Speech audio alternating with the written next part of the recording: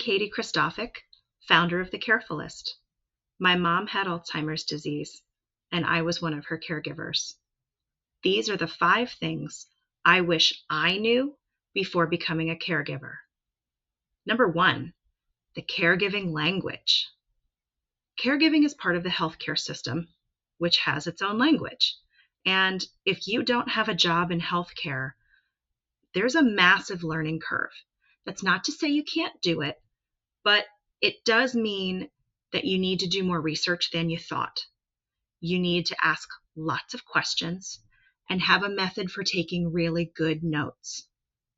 One quick tip I can share right now is that when you are searching for things, whatever you need in caregiving, the key word you want to use is adaptive. Adaptive clothing, adaptive utensils, adaptive. The second thing I wish I knew is that what you're feeling right now is called anticipatory grief. For the longest time, I couldn't describe what I felt. With every downturn or loss of skill that my mom experienced, it was like a gut punch for me.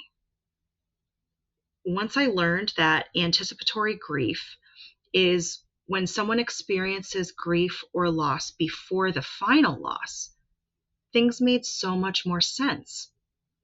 It's okay to feel devastated, even though your loved one is sitting right in front of you. It's actually very common. Grief starts long before someone passes away. Number 3, your support system won't be what you think. One of the biggest surprises for me was the people that I thought would show up didn't. And the people who showed up, I didn't expect. So you don't want to assume that someone will be there because of their relationship with your loved one. A diagnosis, in my experience, is akin to turning on the light in the kitchen and all of the cockroaches scattering, and then suddenly you're the only one in the room. The good news is that by being open and honest about what's going on, other people will step in, step up, and show up for you. They may be people that you haven't even met yet. Fred Rogers from Mr. Rogers' Neighborhood said, always look for the helpers. And there is a growing online community and number of organizations who want to help. You should let them. Number 4, being present is enough. You will never be the perfect caregiver, and there's a really good reason for that. There is no such thing as perfection in caregiving. Let that go. Instead, be present with your loved one. Do your best with what you've got. They will feel and appreciate your care. You are doing enough. In fact, I am willing to bet that you are doing more than enough. And the big thing you want to remember is that your loved one loves you too. Number 5, everything will be different, but it'll be okay.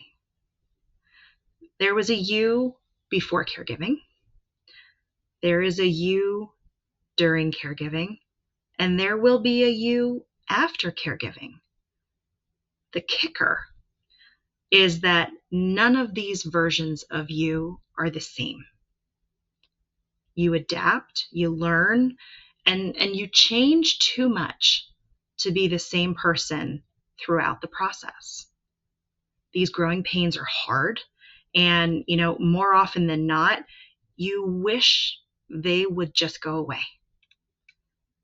But on the other side of caregiving, there is a version of yourself that is more patient, more understanding, and less willing to waste time on things that don't matter.